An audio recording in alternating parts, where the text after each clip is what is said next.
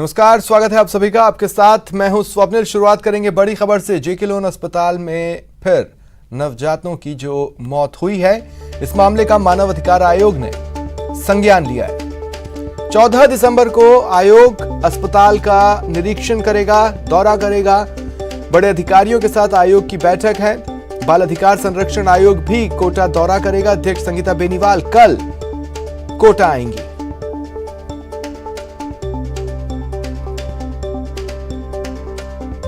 और इधर सरकार भी मामले को लेकर एक्शन में है। 4 सदस्यीय जांच कमेटी का गठन हुआ है। चिकित्सा मंत्री डॉक्टर रघु शर्मा ने यह कमेटी बनाई है जो जांच करेगी। 3 दिन में कमेटी को अपनी रिपोर्ट तैयार कर सरकार को सौंपनी होगी। चिकित्सा शिक्षा सचिव वैभव गालरिया ने आदेश जारी कर दिए हैं।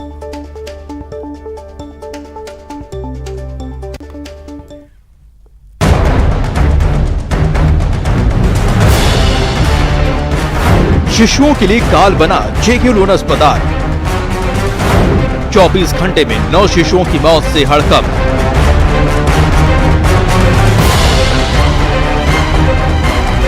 जेके लोन अस्पताल में नवजातों की मौत मामले को लेकर प्रशासन में हड़कंप मचा है, तो सांसद और लोकसभा अध्यक्ष ओम बिरला भी इस घटना के बाद एक्शन में दिखे।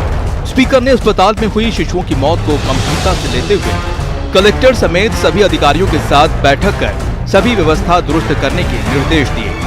जेके लोन में नवजात शिशु की मृत्यु निश्चित रूप से हमारे लिए चिंता का विषय है।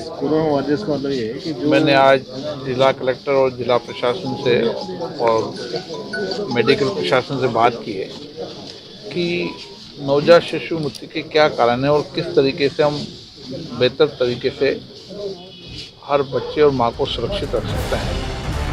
जेके लोन अस्पताल पिछले साल भी शिशुओं की मौत को लेकर चर्चा में आया था। तब राज्य सरकार ने चाक चौबंद व्यवस्था के दावे किए थे, लेकिन सुधार के नाम पर कुछ नहीं हुआ। लेकिन इस घटना के बाद अब प्रशासन भी चौकस हुआ है। व्यवस्थाएं इम्प्रूव हो सकती है और जो चीज़ें हमने बताई उन्होंने कहा वो चीज़ें भी मीडिया को बताई जाए कि जो डेथ हुई है उनके कारण सहित, तो उसका अलग से प्रेस नोट देंगे और स्थितियाँ कैसे सुधारी जा सकती है उसके बारे में बात हुई। तो बड़े सीएमएचओ से कुछ स्टाफ ले रहे हैं। कल हमने एनएमसी से नर्सिंग स्टाफ साथ लगाए हैं, तो ये करके। और उपकरणों की जहाँ तक बात हुई, उपकरणों में ये कहा है कि उपकरण काफ़ी ठीक है, फिर भी कुछ रिजर्व के हिसाब से तैयार करने हैं, कुछ खराब है तो उसका भी कर देंगे। बजट की कोई दिक्कत नहीं आएगी। 24 घंटे के अंदर अस्पताल में हुई शिशुओं की मौत और उनके परिजनों की ओर से डॉक्टरों पर लापरवाही के आरोप लगाए थे। परिजन ने बताया वो भी चिंता का विषय है, इसलिए मैंने जिला कलेक्टर से कहा इसकी जांच करें कि इन सारी घटनाओं में किसकी कमजोरी रही है और जिसकी कमजोरी उसके पनिशमेंट करें और भविष्य में ऐसी घटना न हो, इसकी चिंता है। पिछले साल जेके लोन अस्पताल शिशु की मौत को लेकर सुर्खियों में रहा था और अस्पताल में नाकाफी सुविधाओं को लेकर खूब सियासत हुई थी। लेकिन 1 साल बाद भी अस्पताल में सुविधा के अभाव में नवजात शिशुओं का काल के गाल में समाना अस्पताल प्रबंधन पर बड़े सवाल खड़े कर रहा है। शाकिर अली, न्यूज़ 18 राजस्थान।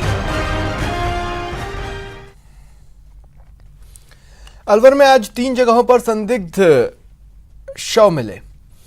मामले को लेकर जयपुर रेंज आईजी एस सेंगाथर ने बताया कि पुलिस कांस्टेबल का शव मिलने की जानकारी आई थी, जिसकी स्वास्थ्य कारणों से मौत हुई है। जिले में एक युवक की निर्मम हत्या का भी मामला सामने आया है। युवक का सिर और धड़ अलग अलग जगह से बरामद किए गए। मृतक युवक 5 तारीख से घर नहीं लौटा था, जिसके चलते परिवार वालों ने गुमशुदगी की रिपोर्ट दर्ज कराई थी। प्रारंभिक जांच में मामला अवैध संबंधों से जुड़ा होने की जानकारी मिल रही है। फिलहाल पुलिस जांच कर रही है, जल्द खुलासा किया जाएगा। अभी तक की सूचना के अनुसार दोनों जो मर्डर है अलग अलग लग रहा। एक कांस्टेबल है वो लक्ष्मणगढ़ थाना अलवर में तैनात था और 6 तारीख से वो छुट्टी पे चल रहा था और 9 तारीख को उसको थाने में आमद करना था, आमद नहीं किया और उसके बाद गैराज चल रहा था। उसका मोबाइल 7 तारीख के बाद बंद था और इसमें अब पूरा कारण का खुलासा नहीं हुआ। विशेष टीम, हमारी डीएसटी टीम है, हमारे बेस्ट अधिकारी जितना भी अलवर में दिवाड़ी रहे उन सबको लगा रखा है। उम्मीद है कि बहुत कम टाइम में इसका खुलासा करेंगे। अजमेर के सुभाष नगर से बड़ी खबर।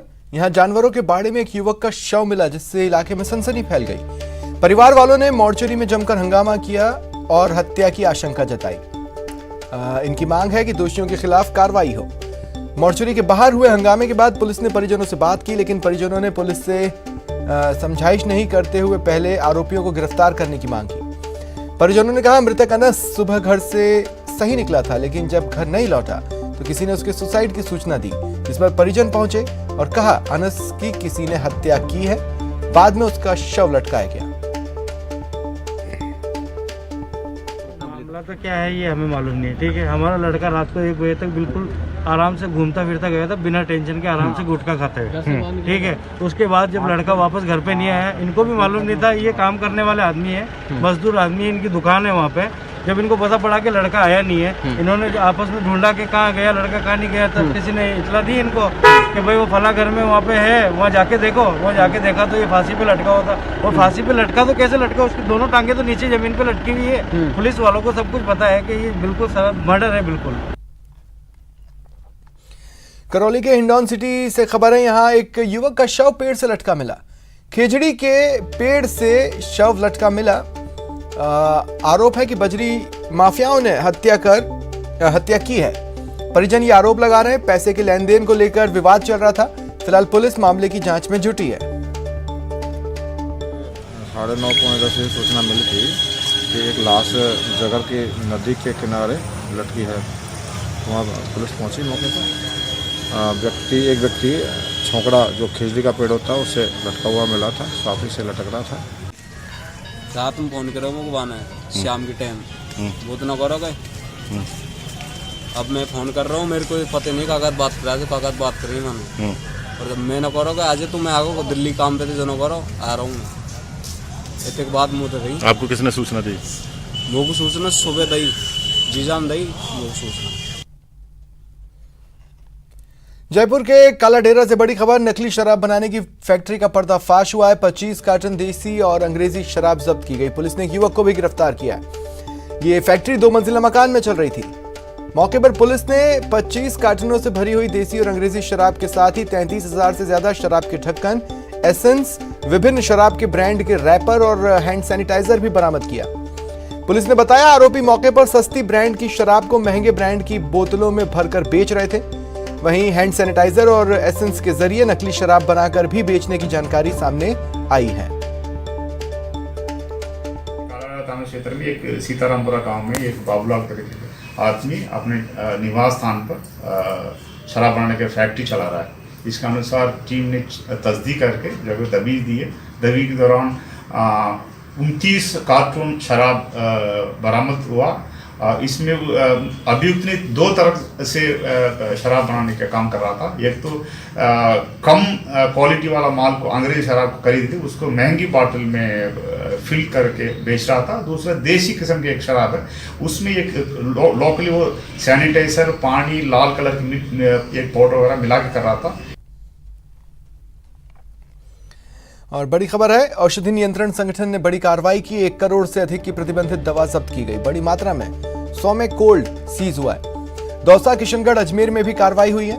राज्य के औषधि नियंत्रण संगठन ने बड़ी कार्रवाई की है। 1 करोड़ रुपए से अधिक की प्रतिबंधित दवा पकड़ी है। टैबलेट सोमेकोल्ड की बड़ी मात्रा सीज की गई है। ये दवा सितंबर 2018 से भारत में प्रतिबंधित है। दवा का निर्माण रुड़की की इंडो गल्फ फार्मा द्वारा किया गया। संगठन ने दौसा, किशनगढ़, अजमेर और चित्तौड़गढ़ में भी कार्रवाई की है। लाखों रुपए मूल्य का स्टॉक पकड़ा है।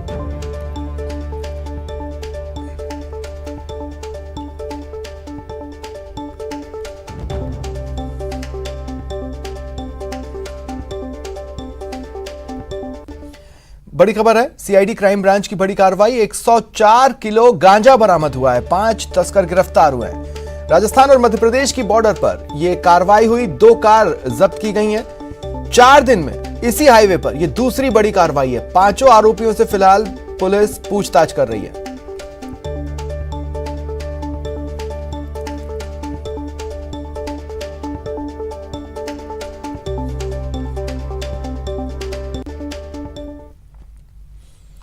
पुलिस मुख्यालय ने प्रदेश के कई थानों में डिकॉय ऑपरेशन किया। कई खामियां उजागर हुई। एडीजी बीजू जॉर्ज जोसेफ ने बताया कि जिन थानों की स्थिति संतोषप्रद नहीं पाई गई, उन थानाधिकारियों के खिलाफ विभागीय कार्रवाई के निर्देश दिए। एडीजी बीजू जॉर्ज जोसेफ से बात की संवाददाता सौरभ गृहस्थी ने। पुलिस के व्यवहार, रात 8 बजे बाद शराब की बिक्री समेत कई मामलों को लेकर पुलिस मुख्यालय ने प्रदेश भर में डिकॉय ऑपरेशन चलाया है और इस डिकॉय ऑपरेशन में कई थानों में असंतोषप्रद स्थिति मिली है। कई थानों में आप लोगों ने डिकॉय ऑपरेशन किया है, क्या निकल कर आया है? जैसे आपने अभी कहा है, कई जगहों पर पुलिस का व्यवहार और पाए गए कार्रवाई संतोषप्रद नहीं पाया, लेकिन बहुत सारे जगहों पर जो रिजल्ट है वो बहुत संतोषजनक भी पाया है।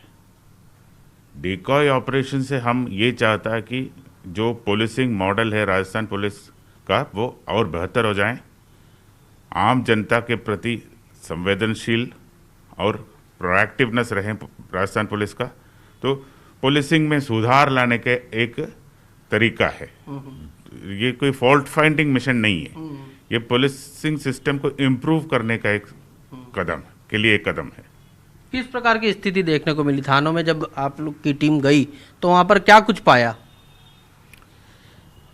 जो थाने में जो स्टाफ पदस्थापित है, अगर वो जिम्मेदार है, रिस्पॉन्सिबल है, अपने ड्यूटीज़ के प्रति पूरा उनको जानकारी है कि कैसा व्यवहार करना है, कैसा रेस्पॉन्ड करना है, उन थानों पे उन यूनिट्स का जो रिजल्ट बहुत अच्छा पाया गया। जिनको पब्लिक के प्रति कोई संवेदनशीलता नहीं है, तो बेसिकली वो इंडिविजुअल के ऊपर डिपेंड होता है, वो व्यक्ति के ऊपर डिपेंड होता है, अधिकारी के ऊपर डिपेंड होता है। ये हमें पाया। तो ऐसे क्या लोगों के खिलाफ कार्रवाई की जाएगी? हाँ, जहाँ जहाँ अनियमितता पाई है उनका हमारे पास विजुअल एवं ऑडियो एविडेंस भी है, तो उस एविडेंस के आधार पर हम उनके खिलाफ विभागीय कार्रवाई किया जाएगा। कैमरा पर्सन घनश्याम के साथ सौरभ गृहस्थी, न्यूज़ 18 राजस्थान, जयपुर। बूंदी से बड़ी खबर है, यहाँ नाबालिग से दुष्कर्म का मामला। आरोपी आमिर को आजीवन कारावास की सजा इस मामले में सुनाई गई है। उसे दोषी पाया गया और आजीवन कारावास की सजा सुनाई गई। पॉक्सो कोर्ट ने यह फैसला सुनाया है, साथ ही 10,000 का जुर्माना भी लगाया है। बता दें कि यह मामला हिंडोली में 2018 में सामने आया था। एक नाबालिग को दोषी आमिर ने अपनी हवस का शिकार बनाया था। इस मामले में कोर्ट ने सुनवाई की, उसे दोषी पाया और अब आजीवन कारावास की सजा सुनाई गई है। 10,000 का जुर्माना भी लगाया है।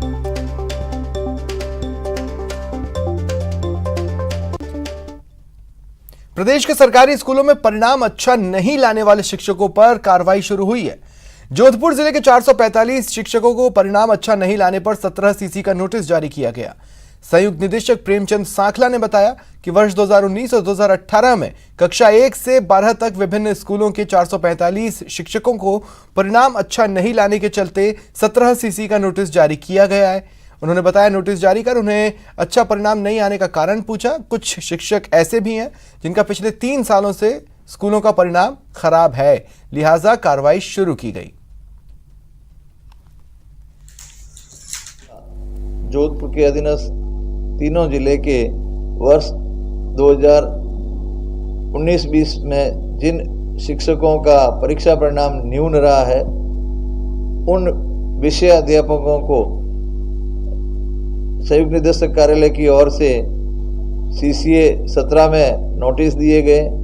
जोधपुर संभाग के लगभग 445 शिक्षकों को अब तक इसमें नोटिस दिए गए हैं और अलग अलग जिलेवार इसकी सुनवाई की गई है। रुकते हैं ब्रेक के लिए।